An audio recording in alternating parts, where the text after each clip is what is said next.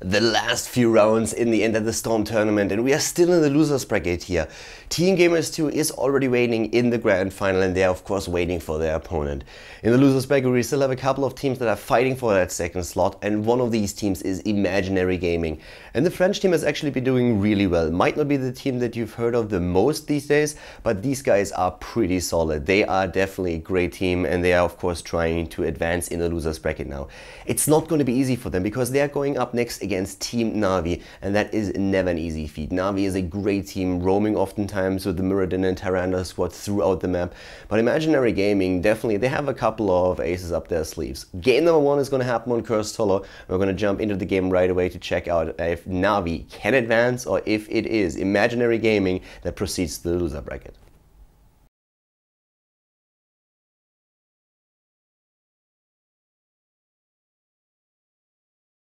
Welcome everybody to the first game of the day here at the End of the Storm, the final day. We are in the loser bracket still, and we are looking at Imaginary Gaming versus NaVi on our first map, Cursed Hollow. To the left side of the map we see Imaginary Gaming, the French team, with Q on Jaina, Lizfok on Vala, Narcisse on Malfurion, Danatan on ETC, and Arcane on Anubarak. To the right side of the map it is NaVi. They are playing with JPL and Zagara today. Breeze of course on one of the tanks here on Mirrodin, Splendor playing Brightwing, Eternal on Illidan once more, and we're having Shrimpy on Tyrael. So a very strong jumper composition that NaVi is playing here.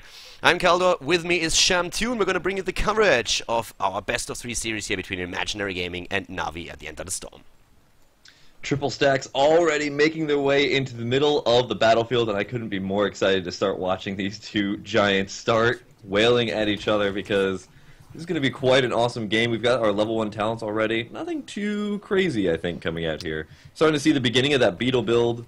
Malfurion going for that scouting drone. And, you know, we were talking before about Tyrael versus Malfurion and just, you know, the ability that Tyrael has to get into the backline.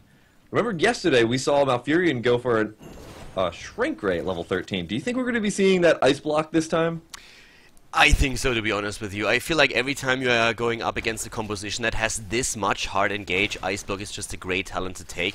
As Malfurion, you always, I feel, want to go either into Shrink Ray to control Illidan, or you want to go into Life Seed for the extra heal. But there's just so much pressure against you, and I would probably go for an Ice Block on Malfurion, not only on him, also on Jaina, because these two targets will be jumped a lot. Vala, of course, has to be very careful here now as well. At the bot lane we already have a tri-lane for both of the teams. In the mid lane it's ETC going up against Illidan, and up at the top Anubarak versus Brightwing, who took on level 1 the Arcane Precision talent. Yeah, well, so that's going to actually work really, really well later on, because as soon as a maul happens, that Brightwing can time out as soon as the maul releases to throw down that immediate Arcane Precision buffed up, sorry, what's our Q to actually, Arcane Flare, there we go. And that is going to do a lot of damage. Not only that, but it's going to just help out her pushing potential in general, because she's got to go against an Anubarak. Every time I see an ETC on a money pig, I get hungry. Beef and bacon right there, and it's just so tasty. Eternal is already like jumping around, and he wants some of that, but Danatan so far playing this really safe in the mid lane. At the bot lane though, that's where we're seeing the party happening with that tri-lane. Lizfok with the multi-shot build that he's been using is probably going to go for Arsenal here as well. Has a few options on 4, but the level is actually here starting a bit faster for NaVi, who already go on Tyrael in Amplified Healing. Could have gone for the full smite build here, I suppose, since they're running 2 tanks, but still. Yeah, you know, it's perfectly fine though, because they've got a Brightwing. They have to make sure that they're going to be able to get as much healing out of that Brightwing's pulses as possible, because it's possible we're not even going to see that Brightwing go for Blink Heal, and possibly just go straight for Emerald Wind, and possibly for that disengage because of the ETC later on. It's going to be very scary. You want to try and disengage in some sort of way. So I think maybe that little amplified healing is just because they might be showing their hand of going for Emerald Wind later. It's possible. We'll see. Could happen. I said possible like 8 times. We'll find out later on, but I'm hoping. I'm backing my hopes here on Blink here. I think that usually when we are seeing, at least on the European server, Emerald win taken, it's when you are trying to disengage against the jumper comp. But as NaVi is running that jumper comp, I would really love to see that Blink heal for the additional sustain in that composition. But both of that is possible. And I mean, for now, it's still a bit early. We are closing in on level 7. That Tribute, by the way, is still down here at the bot lane. We're having Muradin, of course, going for that Thunderclap build, especially since he wants to make sure that Vala doesn't get too much auto attacks in during one of those fights. And what I personally like is that Snowstorm has been taken on Jaina to just increase the radius of her Blizzard. Personally, I think it's a great talent, especially when you're running with a Malfurion, who just can give you mana the entire time. You don't really need Arcane Intellect in this case. Quite right, and that's one of the great things about having a Malfurion on their team is that interface. Just absolutely. Oh, you need a little bit of mana. Here we go. Here's a whole bunch of mana. You can stay in lane for forever. And that's just so nice. But they're still trying to get this tribute. However, Schwimpy just keeps throwing down Anduin's Might to block that up. 3 people as well as Zagara and Critters. And it looks like they're just going to give up. Caillou just said, you know what? Alright, fine. I'm just going to go back to lane. What I personally really love about this is that the entire time that NaVi was trying to block that tribute, we had Illidan going for one of the Bruiser camps, and he already took that. So that's really incredible in my opinion, that they just stunned this out over and over again, even allowing one of their heroes to rotate, take the Bruiser camp, without even losing experience or the tribute. Now they take it. They have a Bruiser camp in the mid lane already pushing in against the towers. The towers are out of ammunition at this point. I'm really liking the way that NaVi is currently starting this early game. Yes, and that's exactly one of the greatest things about having the Illidan is going around and being able to pick up those smaller mercenary camps later, or at the earlier stages. And that's going to be exactly what they want to really emphasize, because those Bruiser camps can really win those tribute fights just for you. Because if you leave those Bruiser camps alone, guess what? Your mid-fort is in a lot of trouble. So it's a very good call here. And right now, NaVi is playing this perfectly. Yeah, we have the full Beetle build on Anubarak. Oh, good stun here against Lizfork, but with a vault he gets away. And there's, of course, also Malfurion to heal him immediately. Already taking the Enduring Growth on level 7 for the added heal. For ETC, we have the standard build on the first 2 talents, rolling like a stone and double neck guitar. That power slide increase is something that you really want. It's also loudspeakers, which is always a fun talent, that increased face melt range and also, of course, that knockback. It's pretty great, especially if you want to make sure that you push some opponents away that are trying to jump your backline. And in this case, they're facing 3 heroes that can do that on the opponent's team. So a great talent to take. And it's actually something where they adjusted. Oftentimes you see ETC go for different talents here, but it makes a whole lot of sense to use this against this composition. Yeah, and that's one of those great decisions just to get a little bit more peeling coming in for your team. It's just getting that extra pushback. It's such a great talent. Looks like there's another tribute that's come up here. JPL throwing down more roaches. And man, are roaches such a nuisance when it comes down to picking up those tributes. Good amount of health as well as the ability to just rangedly harass your opponent. But it looks like there's going to be a little bit of an engagement here on Narcissus, and actually taking a little bit too much damage. There's the protective shield, but at the last second, Eternal jumps back in and is able to pick up that kill. It looked for a second like Malfurion might get away with that last protective shield that he threw down there, but he dies, and now it's 10 versus 10. Danatan moving in, trying to interrupt the tribute, but it's a bit too late already. He's in a lot of trouble here, being jumped by 3. The entire melee line of NaVi is going in already, and Danatan goes down. Beef for breakfast. At this point, they're taking ETC down. That's a 2nd kill for NaVi in this case. And of course, even the mosh pit didn't really help him here. He didn't even try to use it. That's just too much stain. He would never have gotten that through. So yeah, well played here on the side of NaVi. And they get another kill at the top lane. They go for the bug and they squish it. Really well done. NaVi with 3 kills and a lot of momentum suddenly going for them. Yes, and this is exactly the advantage of their composition at the time being. They know that they can get around the map and start picking up these small little kills here and there, and that's exactly what they're doing perfectly. They're doing this so well, and they've picked up 3 easy kills at the time being, and this gives them a lot of map pressure. Look at JPL in the bot lane, absolutely freely pushing that bot lane, gets a free tower. Yeah, Q is also rocking that money pick. I'm liking it. The money swag is real. I approve. We're having also, after Zagara has pushed in the bot lane, the rest of the team in the mid lane right now. But there's a rotation from Imaginary Gaming. The French team is going on the offensive. That in itself is already amazing. Jumping in here. Wow, Eternal gets rooted by Malfurion. But yeah, they can't really capitalize on that. The damage was missing, and there was Breeze already zoning for Illidan, so they keep their heroes alive. And during all that time, Splendor didn't even try to jump in, didn't even try to go for a phase shift here with this Bright Wing, just said like, you guys gonna be fine, I'm gonna put more pressure on the top lane and soak some experience.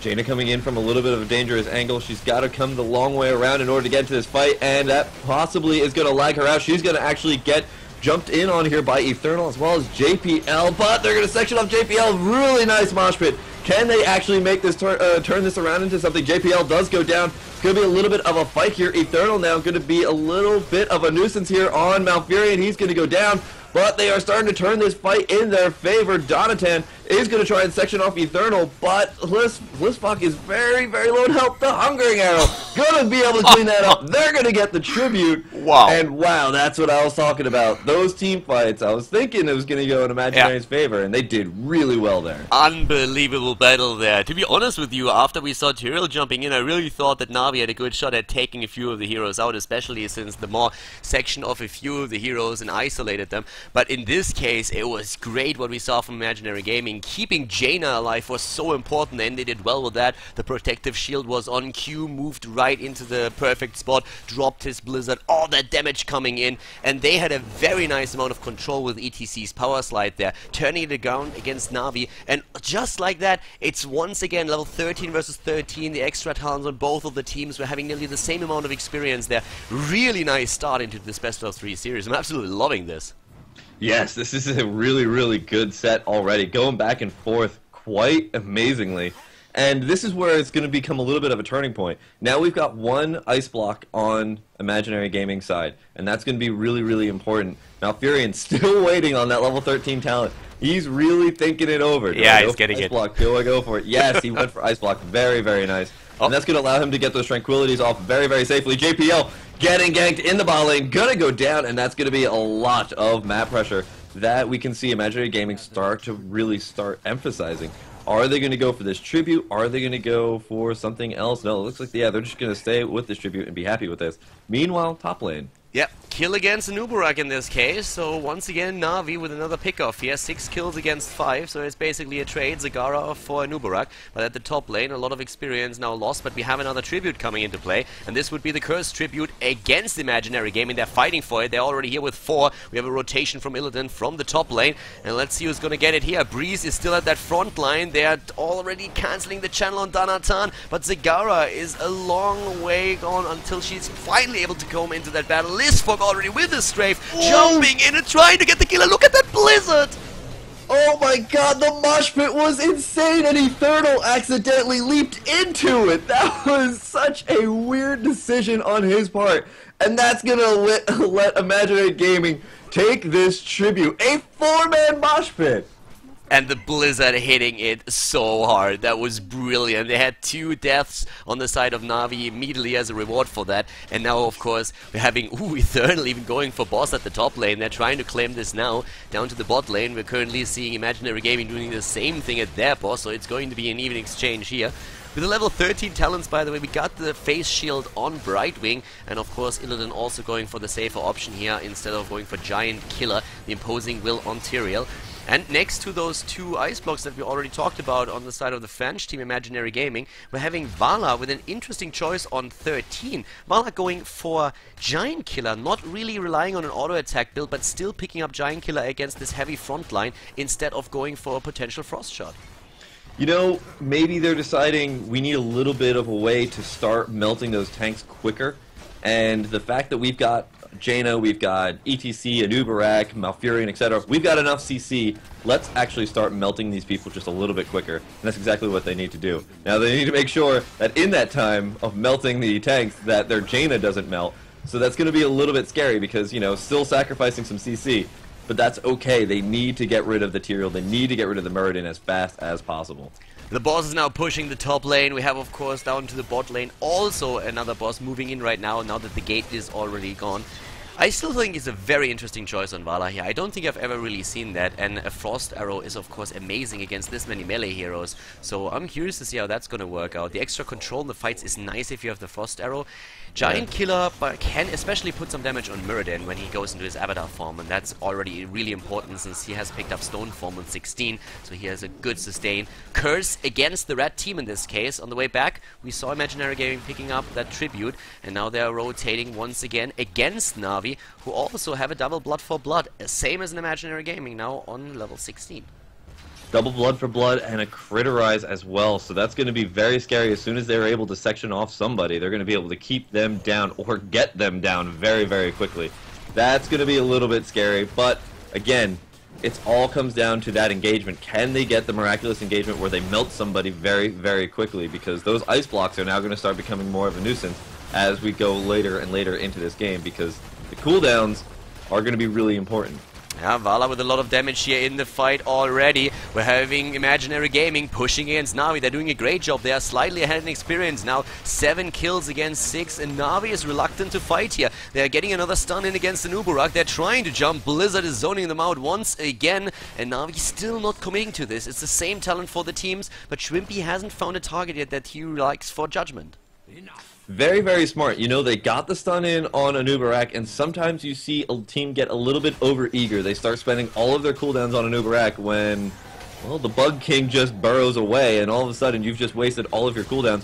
Looks like Arakeen now trying to go into a little bit of an engagement here. Can he get the mosh pit? Yes, he does. The Maw, though, to section it off, but that's okay. The damage has already been done. Narcissus going to use his Ice Block to actually stay alive for a little bit longer, but in the backline, we're going to see Vala go down. Can they actually start turning this fight in their favor? JPL very, very low. Splendor going to go down very quickly as well. They are now in a 3v4. Can NaVi turn this around is the question. No, they've got to back up for the time being. It's a 2-for-2 in terms of kills, and now Eternal is trying to jump in again on Zillidan, going straight for Narcissus, trying to get him out here. The tank line is still intact on the side of NaVi, and they're jumping for the healer, but they're not getting it. Eternal is trying to get away here. Once again, Arakeen is trying to stun them out, and he gets Muradin, but they're not focusing on him. They're trying to just disrupt the wall once again. Very well played here by Imaginary Gaming, and they're 2 tanks at the front line for them, still with nearly full HP, thanks to Malfurion, of course. Yes, and Malfurion's heals, look at those heals, 32,000 at this time being. Now, Brightwing's got that passive heal of 38,000, so it's a little bit unfair to compare Malfurion to Brightwing at the time being. But with Tranquility and with everything else that Enduring Growth as well, and now the Hardened Focus, Malfurion is healing like a champ. Yeah. Hardened Focus is just amazing for these fights. At level 16 we have Northern Exposure taken, by the way, on Jaina. That of course adds even a bit more potential for burst. And especially when Vala went down in that last fight, it looked for a second like NaVi might be able to snowball this, since of course a lot of the damage on Imaginary Gaming relies on Vala. But Jaina did a great job, and then we had the 2 tanks still surviving. Of course Malfurion being one of the key heroes here. And again, Imaginary Gaming is moving into that mid. The Tribute on the map would be a Cursed Tribute against Imaginary Gaming though, so if NaVi is able to win a fight right now, that would be perfect for them. Yeah, the question is whether or not they can actually get that really, really miraculous engagement. They need to lock down and destroy Donatan, or somehow knock out that mosh pit as soon as it starts up, because that's the big issue here. That mosh pit has been wrecking them time and time again. Initiation against Jaina, immediately the judgment is there, but follow-up not yet. Ice Block already being used, and they're still jumping in the strafe. Was used on Vala, but immediately cancelled. A double kill against Brightwing and Illidan, and they're trying to get it again. There comes the more isolating 2 of the heroes, but NaVi is in so much trouble right now. They got the curse against Imaginary Gamer, but now Tyrael is dying as well. Breeze is in trouble, jumps away in the last second, and JPL is running to level 20 versus level 20. Arakeen trying to get close enough to Zagara to lock her down. Not possible for him just yet, but with 5 versus 2, they don't even care about the curse. They're just moving in and trying to kill the first keep of the game. If they can get this keep, this is going to be a lot of pressure later on. But Kiyu taking a little bit too much damage. Gonna go down here to the tower. Last ammo shot gonna go down on him, and that's going to be a little bit of embarrassing death here, but looks like NaVi now in short pursuit, trying to go in here on Donatan. Do they have to back up? Yes, they do. Only 2 versus 4 people. There's no way they're going to be able to do too much damage here. Meanwhile, in the bot lane, in the top lane, and the mid lane, they're getting pushed in everywhere. There's Siege Giants now helping them out, get those keep towers down in the bot lane. Donatan gonna back near the Grave Golem. Is this going to be a Grave Golem grab here by NaVi? They're trying to go for it, and they have a very good position here, since we are seeing Imaginary Gaming trying to de-push first, and they have to.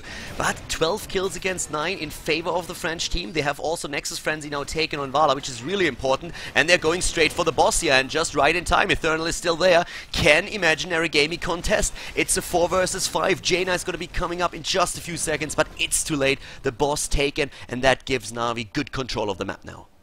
And this is going to be a great asset for them, because this allows the Grave Golem to walk down this bot lane. The Grave Golem, of course, the strongest of the mercenary camps, has its roots, has its slams, is able to just lock up so many resources of the enemy team. And while they're locked up, while they're trying to defend this, guess what they get for free? Another one. Well, they're moving away now because they realize that we have Imaginary Gaming not even caring about the Golem at the bot lane. They're apparently willing to sacrifice a potential keep, trying to go in, and Breeze and the rest of his team are just waiting here. Well, for Imaginary Gaming, they have to portal back, and now there's of course the opportunity again for NaVi to go straight for the boss. The talents, by the way, we have a double hardened shield on the side of NaVi on Muradin and also Tyrael, with the demonic form taken on Illidan and a rewind on Brightwing so that he can lock down targets even more with a double polymorph. And the mosh pit, the tour bus, death metal actually taking over the tour bus here. So a potential double mosh pit on ETC. Yeah, that's a really interesting decision here to go for that death metal. Normally we don't see Donatan going down very quickly in these team fights, but now he's probably going to be a little bit more aggressive. Just try and be in their face a little bit more. I guess Malfurion is going to possibly say, you know what, I'm just not going to heal you because when you die you give us more utility, and I really like that. Yeah. So they're engaging now right around the Grave Golem, which is very smart, because the Grave Golem throws down those slams, throws down those roots, and that could potentially turn the entire team fight. The Maw not actually catching that much, the entangling roots trying to do a little bit of work here, but here's the engagement going straight in on Narcissus. But the Ice Block gonna block it out, and they are gonna try and go for him a little bit more, but I don't think he's gonna go down. Splendor taking a lot of damage, but all they need to do is lag out because the Grave Golems go for the core. Can Imaginary Gaming hold this off for the time being? Eternal gonna go down now, and now they're gonna turn around. Can they get Breeze? Can they get the Grave Golem down before it takes out their core? It looks like they're gonna be able to pull off a miraculous save here, but Arakeen has lost his life in the process. Jaina had to use Ice Block against the Golem at 60% on the corner, trying to turn it around. Malfurion miraculously able to keep himself alive with Tranquility after Ice Block. That was just such a clutch call to use that Ice Block there. So much damage within the first few seconds of the engagement. And Imaginary Gaming, they even had an experience, but they already took damage on the core. Tribute on the map can easily be captured now on the side of NaVi, but they have to move back. There are 3 catapults attacking their core. They have to deal with those, but what a fight there. I'm really liking this aggression from both of the teams, and it just shows once again that Imaginary Gaming, this is not a pushover team. It's a bit of a newer team that makes now a start into the top 10 of the European scene, but still, they are giving NaVi a run for the money, and at this point they could well take the game if they get a good team fight again. Yes, and that's the really scary part here for both these teams. With the keeps down, if you get wiped or you even lose 4 of your members, guess what? That's game over. So the fact that Imaginary Gaming was able to win that fight, fend off the Grave Golem, and survive is really good for them, because all they need to do is get that miraculous engagement next time. That just gives them at least 1 more engagement. They don't lose the game. And that's what the important part here, Khaldor. You need to win the game. And if you don't lose, then you're still in the game. Yeah, and with no keeps at the mid lane and to the top and bottom, like both of the teams have a shot at finishing the game if they win one big team fight. And that's exactly what they're trying to do in the mid lane right now. It's once again the 5 versus 5. ETC and Anubarak are waiting for a chance to jump in. Tyrael, of course, always looking for a hero to be out of position that he can use his judgment. Needs to be careful. If you use the full range on judgment, then you will be so far out that the rest of your team might not be able to catch up and help you with that. But this is definitely a very dire situation for especially Imaginary Gaming, who has a lot of pressure against them on the bot and the top lane. But the last fight, or the next fight, could be the last fight, and the tributes right now are not all that important since nobody is threatened or getting cursed. But given time, the tributes might decide, or might like force their hand and decide the game. And this is the really interesting part here, is that if you start going for tributes and the tributes are very far removed, well, guess what happens? There's a possibility of a backdoor, so you can't really allocate so many of your resources, like a 5-man, to go for these tributes, because look at, Navi's positioning right now. If Imaginary Gaming just steps a little bit too far, if they lose their map control right now, you can see already Brightwing starting to push in that top lane. She doesn't have promote, but she's still doing a little bit of harassment. Yeah. She's starting to get that lane pushed up here. If they go a little bit too far, and we can see that Navi is starting to possibly position for it, there could potentially just be a backdoor. They have to be very cautious of these types of things. It's interesting to me that Navi is just giving up these tributes. They don't fight for them. They don't even try. They're just posturing around a bit. They're trying to just stall for time.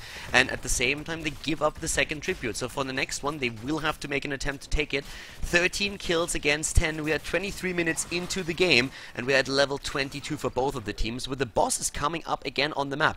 And there is once again the scouting drone. Really important in this case, of course. So the bosses could decide the game as well. If you get one of these golems, then that might be the one thing that you need to tip the scales in your favor. Brightwing still doing the push at the top lane. Arcane Precision, of course, on level 1 still helping. But as you already mentioned, if we would see promoted catapults on these lanes, would it be absolutely devastating.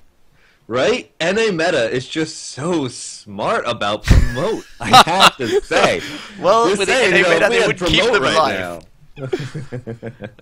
They would Well, love it looks to like, promote and this now. is what I'm talking about right now. If Navi notices that there's a 5-man not at the core, they can go for the back door, and that's exactly what they're doing. They're And going for this Shem2. core. They are starting to wreck it. Tyrael is in there, and he keeps them from TPing back. He keeps them from just using B back. So there's all the time that Tyrael is stalling out for them, and it's working. They kill the core with a backdoor attempt. They leave one hero to make sure that Imaginary Gaming can't move back. It is the victory for Navi. A superb play here at the end, bringing him the win on Cursed Hollow. Great play by them, and a 1-0 lead in the best of 3. Really solid game on Cursed Hollow by Imaginary Gaming, but it is Navi who wins the map. And Navi actually in a bit more trouble than a lot of people might have expected here. The French team, Imaginary Gaming, doing a great job here. And they could have easily won that as well, but in the end it's just like the routine that we're seeing from Navi that comes through, and they are able to take the map and therefore the lead in the best of 3 series. Imaginary Gaming now has of course the map choice since they lost the last map, and they go for Sky Temple.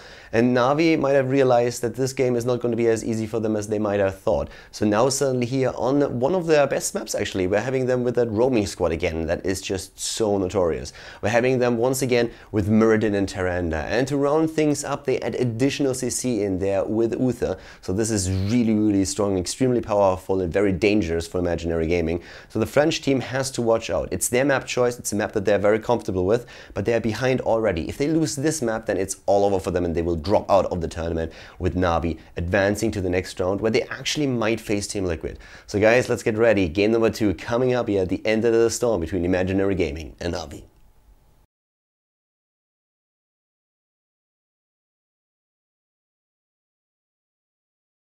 We are on Sky Temple, game number 2 here at the end of the Storm tournament. We are in the losers bracket still with our best of 3 series between Imaginary Gaming and NaVi, the French team to the left side with Q on Vala, Lizfog on Kel'Thas, Danatan on Nuburak, we have Arcane on Tassadar, and Narcisse on Brightwing. Currently the French team is down 1 game in the best of 3 series, so they need to win on this map. It was loser's choice, so their choice of map, and they went for Sky Temple. We're having to the right side, Sylvanas played by JPL. We have Eternal playing Jaina here. Uther is being played by Splendor in this case. And of course Breeze as the tank player of Team NaVi once again on Muradin, a hero that they absolutely love. And they love to play the hero in combination with Tyrande, which is another hero that they were able to get through the draft here. So it's once again this real fast lockdown of targets. In this case we're having actually a bit of a pause at the beginning of the game. And of course the chat already starting up here. I'm Khaldor, with me is Shem2. We're going to bring you this coverage of our second game between NaVi and Imaginary Gaming, and maybe even a little homage at the NA meta with a promote on either Brightwing or Tassadar to make Shem2 welcome and make him feel at home. Well, I'm already at home. It's whether or not I feel at home in this Heroes game, I guess is the question here. And that's what I'm going to be pretty excited to see. But we have a pause on the map, so I'm going to hold my excitement for the time being, especially because we've seen Brightwing Tassadars before, and they picked Protective Shield and Promote. So only one Promote is not 5 promotes. So I'm going to hold my breath for a little bit. Well, right now what we are seeing, we can talk a bit about the talents while we have a bit of a break there. It seems like the players are ready, but we have a multi-shot build on the side of Vala. It is Mana Addict for Kel'Thas. Pretty standard talents in general. We see Tassadar going straight for his Psy Infusion on level 7. Sometimes you see still Conjurer's Pursuit taken on his side. There is of course the opportunity for Tassadar to go for Mule on level 7, which on this map is pretty good. We could see the same thing also for Sylvanas, who picked up Ranger's Mark on level 1. No big surprise there either. And in this case we're seeing for Sylvanas with the Wind, which is the standard talent, but we've seen lately one or two players going for the barbed shot instead. Yeah, and you know, you were mentioning Mule, and it's really interesting because sometimes you think Mule's going to be the best decision, but sometimes Tassadars also feel like they need to do damage. And with this composition, I don't really think they need to do more damage, but Static Charge is also a really good option there for Tassadar to go for a level 7. So it's going to be, it's really kind of comes down to player preference, and I guess I'll have to see what this Tassadar feels like doing. That's going to be played by Arakeen there, walking around in the mid lane. It's also a decision that you can just make a bit later if your team is already starting to dominate and you don't really feel like Mule is going to change anything for you. You might want to go into the additional damage and try to just get more pressure in those fights. It depends how the team fights are evolving, I feel, and that's definitely a decision that you don't have to make right now. So let's just focus on the rotations currently, because there is that roaming squad and there comes exactly that stun comp that we've been talking about, but Tassadar gets away. Arakeen in the last second moving back. Breeze and Shrimpy are just gonna roam this map 6 days to Sunday trying to get their kills in.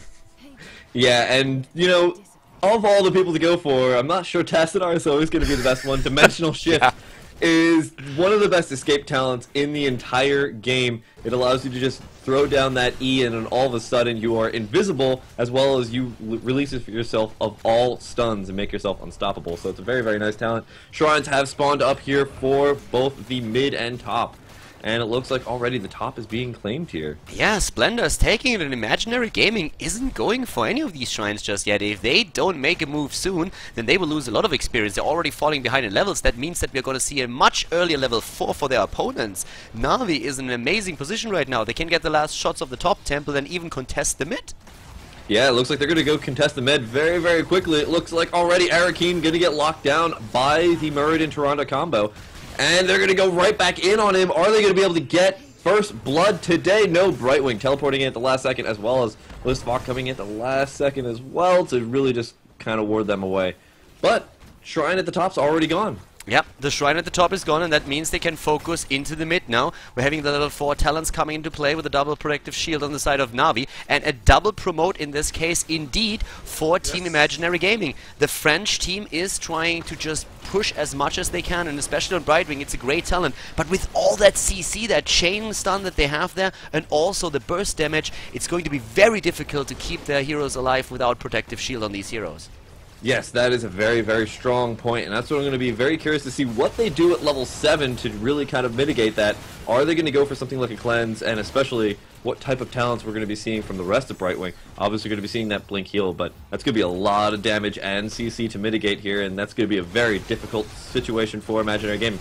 Meanwhile, NaVi being super aggressive, going in on Arakeen yet again. Can they actually get the kill on Caillou, though? That's going to be the question, too. Yeah. So much damage coming out here from NaVi. And, you know, there was a bit of a miscommunication there. Two of the members of NaVi went straight for Tassadar and nearly dropped him, and the rest of the team was trying to focus down Vala. If they would have just focused on one hero, they could have gotten the kill in there.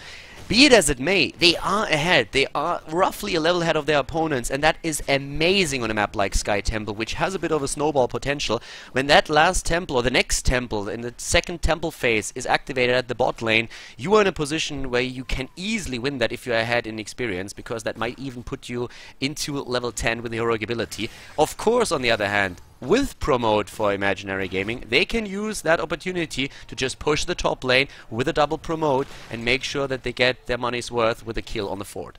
Okay, cute little moment just happened right there. Tassadar was starting up the Siege Giants, used his his Oracle or Clairvoyance, and was able to see that Breeze was waiting in the bush. The turret sitting at that lane just turned around and started shooting at Breeze, and Breeze was like, oh, I guess my ruse is gone. He was waiting to gank on the Anubarak, and unfortunately was discovered by Arakeen. Well, I unfortunately didn't catch that, but yeah, that sounded like he had a bit of bad luck there. Talking about talents once again, we mentioned the mule potential on Tyrande, which is not coming into play here since Lunar Blaze is taken. At the bot lane, a steal of the camp though. The Siege Giants of Imaginary Gaming have now been captured by NaVi. We have a mule for Tassadar on the other hand, and it is indeed Gust of Feeling that we're seeing on Brightwing. There was of course the opportunity for him to go for the cleanse talent to make sure that you can somehow mitigate all that CC that we're seeing for NaVi, but then again, you give up so much of your healing power if you do not take us the feeling that NaVi, or sorry, that Imaginary Gaming decided against it. Yeah, and we can see already in that mid lane and the bot lane, just NaVi's got that two-man presence in both places, doing a lot of good work, and already in that mid lane being very aggressive, also taking these Siege Giants over here as well. So that bot lane, this pushing potential is being almost diminished because they're, I'm sure that Imaginary's promotes very, very nice, but NaVi is keeping them completely stuck within their forts. Oh yeah, and well, let's be honest, with an unstable poison on Sylvanas, even if there's a promote around, as long as you can't promote catapults, it's very, very tricky to get that promote through if Sylvanas is trying to jump into the wave and using her unstable poison to just kill every single minion. So, very nice counterplay here. Sylvanas rotating into the mid, a nice stun combo against Khaldor, and he dies. That's the first blood of the game. Danatan moving away with a quick burrow charge, and NaVi now on level 10 with Wailing Arrow, Water Elemental, Avatar, Starfall, and Uther probably going to go for the Divine Shield, and there it is. Great position for them. Brightwing at the top lane, of course, trying to push in. Imaginary Gaming just realizing this temple is never going to happen for us. We can't contest. We don't have our heroic abilities. We need to push the lanes, and they're trying it, but they lose Tassadar in the mid lane now as well. Wow, NaVi definitely turn it up. Yeah, they are making this game a lot less even than the last game, but this does not mean that Imaginary Gaming is out. Imaginary Gaming was able to turn around that mid-game and really start taking the map under their control. This is the potential of them in the mid-game, but Promote has to start being used a little bit more effectively. We can only see, I guess, that Brightwing's Promote is doing the most work at the top lane, but even then, they haven't even taken out that much. I think they've only taken out a single tower there, and Brightwing's just been stopping herself from going into any of the other team fights. This is now one of those moments in the game, though, where NaVi has to be careful. You are way ahead of your opponent, you have nearly a 2-level lead, but there is no 13 talent, and this early in the game, you can still lose when just the heroic abilities just came into play, lose the advantage and experience, and that's exactly what could happen at the top lane as JPL and Infernal are being attacked. Q is moving in now too, it's a 4 versus 4 all of a sudden as Breeze and Schwimpy are making an appearance. They're going straight for the Arcan, and Tassadar, he is going to die there. Tassadar down already, the rest of NaVi already moving back. Danatan going in with another stun. Q, Narcissa, and Listfolk are trying to chase them away, but the kill potentially against the Nubarak, and they get it. JPL with a living bomb, using his haunting wave, jumping away. Oh my god, nearly dying there, but safe at last. Yeah, that haunting wave was just at the right moment to come up, and that was very, very smart to save that for as long as he did. And that's the biggest issue there, is making sure you save that escape. And it was very, very good that he did, because he was able to get away from the rest of the might of Imaginary Gaming. But Imaginary Gaming took a 2-person loss there, and that's going to be rough. It's now 11 to 13 in levels, and that's not even really close level 11 to level 12. That's just halfway through. Exactly. Those promotes currently not doing any... Oh my god! That poor beetle. Oh my god, that was fast. That was really fast. That didn't go well for them. So right now we have Spell Shield and Uther making him super tanky here. We're having, of course, Evasive Fire on the side of Sylvanas. Not even worried about that. Kel'Thas on the other side. And even Sprint for Jaina. They don't have any kind of hard engage except for Nubarak, so apparently NaVi not even worried about that. Going into the Overflowing Light on Tyrande also gives them a nice amount of healing. And well, so far, the NA meta here on the European server not working out for Imaginary Gaming. Alright, okay, hold on here.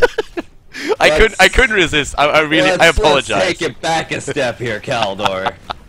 It worked at least once, so I'll take that. That's my validation. But looking at this right now, yeah, the NA meta is not working out so well. The promote is I feel like it's because Brightwing is limiting herself to try and stay in one lane in order to use that promote as effectively as possible, instead of trying to move around and use that promote in different lanes.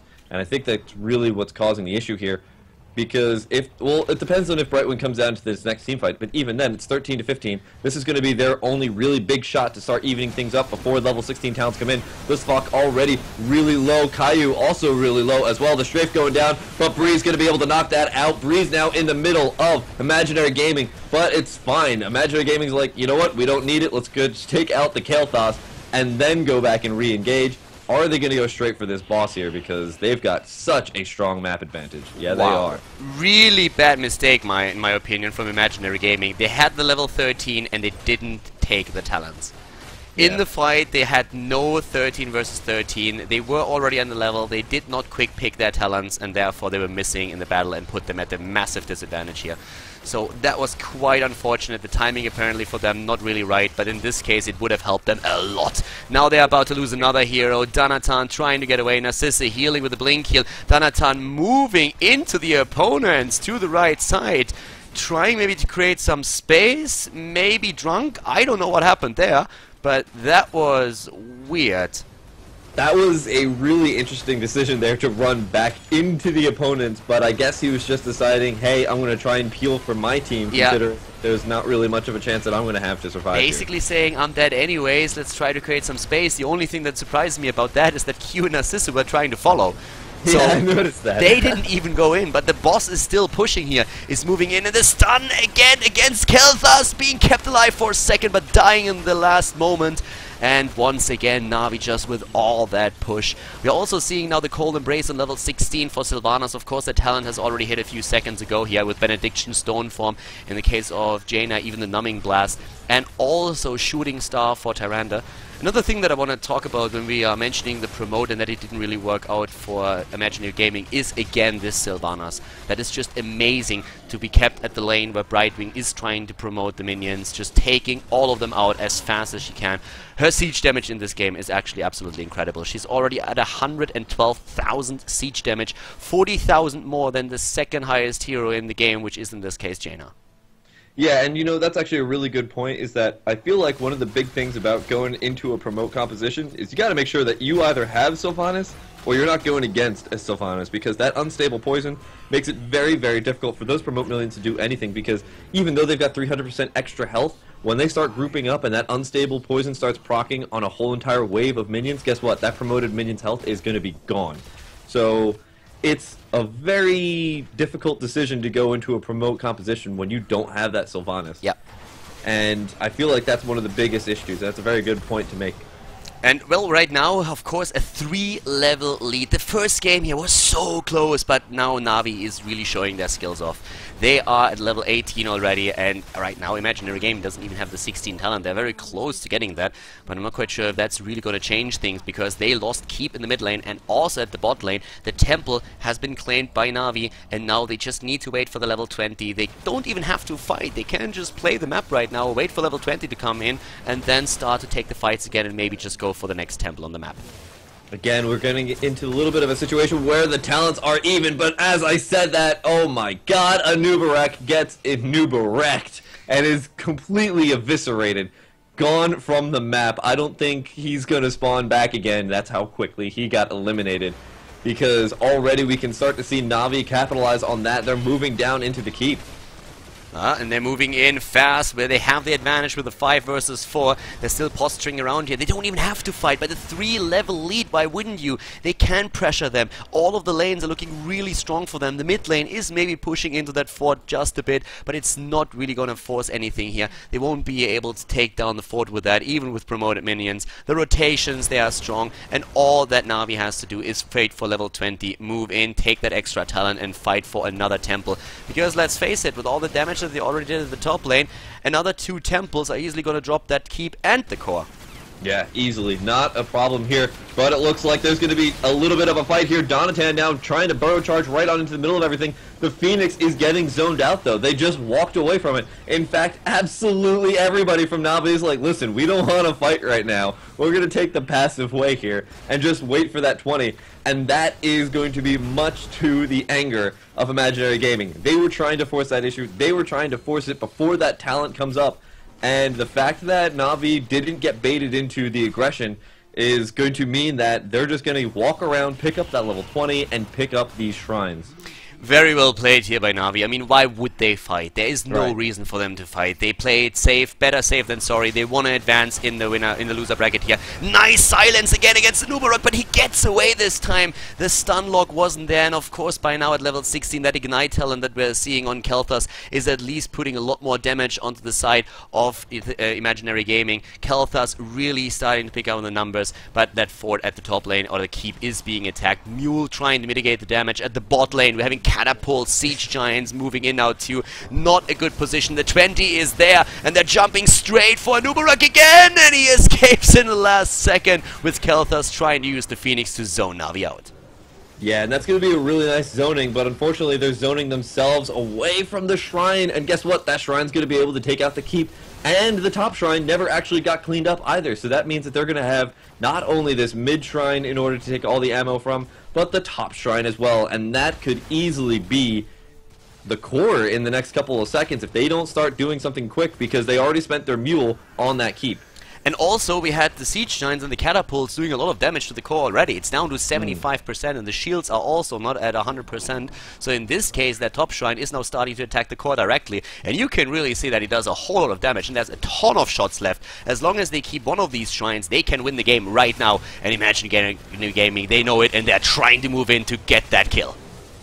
Yeah, but they're still 17 to 20, so Imaginary Gaming, this is do or die, and unfortunately I don't think they're going to be able to do that much here. There is going to be a Divine Shield going down on the Uther. Dantan taking a lot of damage. He's going to go down here. Now Narcissus taking a lot of damage. Going to use Ice Block. Going to use Blink Heal to get away. Arakeen, though, going to be the next target. Going to go down very quickly. And even though they take this fight for so long, the Shrine is about to end the game. There it is. GG. NaVi takes game number 2. Well played, a 2-0 victory against Imaginary Gaming, and NaVi advances to face Team Liquid in the next round. Alright, NaVi definitely stepping it up a bit here. Suddenly they take the map, and this time they gained a lot more momentum than in map number 1.